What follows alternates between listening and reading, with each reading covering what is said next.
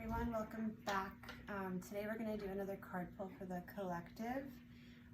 Something that came to mind along the way of thinking about making this video is you don't just need cards to use your intuition. The cards are a tool to facilitate those triggers in your subconscious to make you think of what your gut is initially telling you.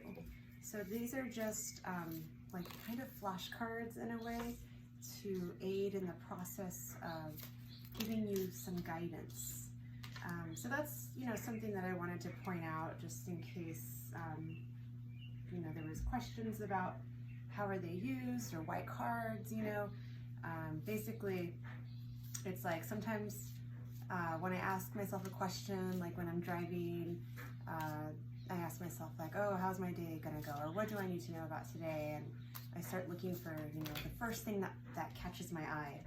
And then I, take that as a cue to read what's going on. So the cards are very similar. So this is just basic, what do you need to know about this upcoming week as far as your advice goes. So we have the Mushroom Tarot, or the Midnight Magic Tarot, and then also we have the Moon Power Tarot. Okay, so right now we have the Knight of Pentacles, Page of Cups, Six of Swords, clarified by the Devil, the Tower, and Temperance. So there's going to be something that's super tempting in the future that's going to happen.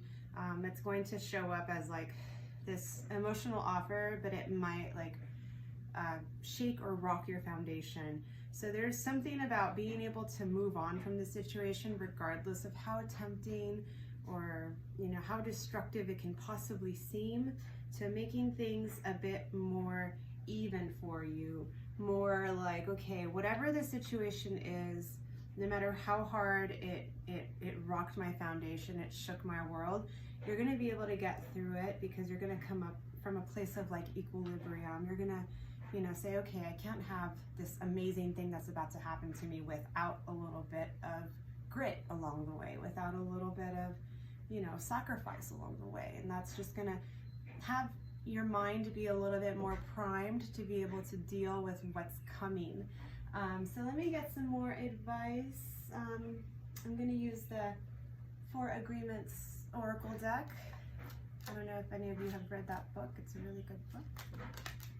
So we have, don't make assumptions, relinquish the need to change others. And then we have two little strange doggies. Okay, so it says, real love is accepting other people the way they are without trying to change them. If we try to change them, this means that we don't really like them. It's easier to find someone who's already the way you want him or her to be, instead of trying to change that person. So this is more about, going with the flow, understanding that, you can celebrate each other's differences, even if it seems to be contradictory to the way you think, the way you live. You don't have to force that person to be someone that they're not. So that might be the tempting part, and I think that might be the devil part, in your tarot spread, because it's like, it's tempting to think that like we can attach our wants and needs to somebody else and change them and manipulate them in the way that you think is best. But overall, that might be the thing that causes the whole entire foundation to crumble, and instead to celebrate that person's differences, celebrate the differences of your life situations or circumstances or hardships. It's more about embracing those changes and going with it and realizing that without that you can't have the other. So then we also have transcend the limits and be enchanted. So this is more about going beyond your current limitations as far as what you think your limits are with your situation, with your person in mind, and understand that there's a lot of life to be celebrated. There's a lot of things that can be appear as magical if you set your perspective towards it. So I'm going to get one more card for you as far as your final advice. Let me do this one. So this is the Modern Nirvana Oracle.